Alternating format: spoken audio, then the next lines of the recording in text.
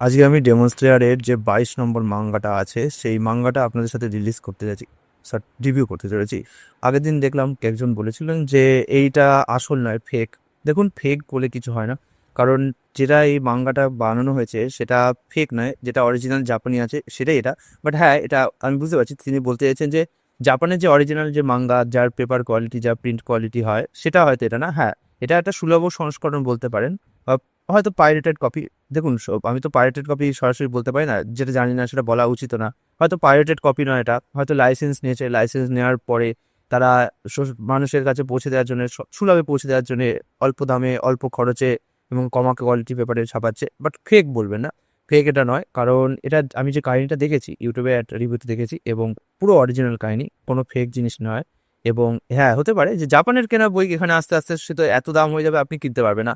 জাপানে যখন বইগুলোর দাম হয় তখন এক একটা বইয়ের দাম হয় 5-6 হাজার টাকা হয়, সেটা ভারতীয় মুদ্রায় আস্তে আস্তে প্রায় 7 হাজার টাকা হয়ে যাবে। আপনি পারবেন 7 হাজার টাকা দিয়ে একটা মাঙ্গা বা ইয়ে কিনতে? পারবেন না। তো সেক্ষেত্রে অবভিয়াসলি সেটা তো কখনোই সম্ভব হয় না। তাই অনেক সময় তারা কি করেন, অনেক কোম্পানিরা আছেন যারা লাইসেন্স নেওয়ার পরে সেই বইগুলোকে তারা ছাপায় নিজেদের মতো করে, নিজেদের মতো পেপার নিয়ে, নিজেদের কোয়ালিটি নিয়ে, নিজেদের মতো ইয়ে করে।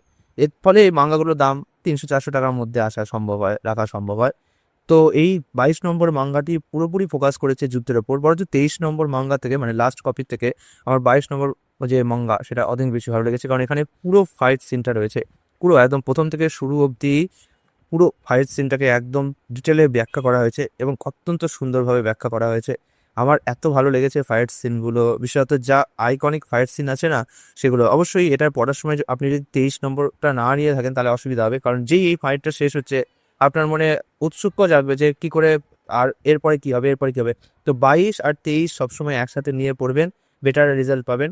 হ্যাঁ, খুব ভালো হয় যদি 21 নম্বরটা নিয়ে থাকেন, কারণ ফাইট শুরুর যে আগের প্রাথমিক কিছু আছে সেগুলো 21 নম্বর থেকে শুরু হয়েছে, তো সেক্ষেত্রে আপনার ভালো লাগতে পারে। আমি কাহিনীটা পুরোপুরি রিভিল করছি না। আর যতদূর মনে হয় এখনো এটা সিনেমা আসেনি, এখন যে আর্টটা রিসেন্টলি সিনেমাতে এসছে সেটা এখনো অনেক পিছনে আছে। ঠিক এক্স্যাক্টলি মনে পড়ছে না নাম্বারটা, 15-16 কি 20 হবে। যারা এক্স্যাক্টলি জানেন প্লিজ আমাকে বলবেন, খুব সুবিধা হয়। তো আজকে ডেমন স্লেয়ারের এই একটা রিভিউ ছিল। এখানে কেন পৃষ্ঠাটা এদিকে এদিকে নয়, এদিক দিয়ে পড়তে হবে কিন্তু সেই ব্যাপারে আমি আগেই বলে দিয়েছি, তাই সেগুলো আজকে আর রিপিট করবো না।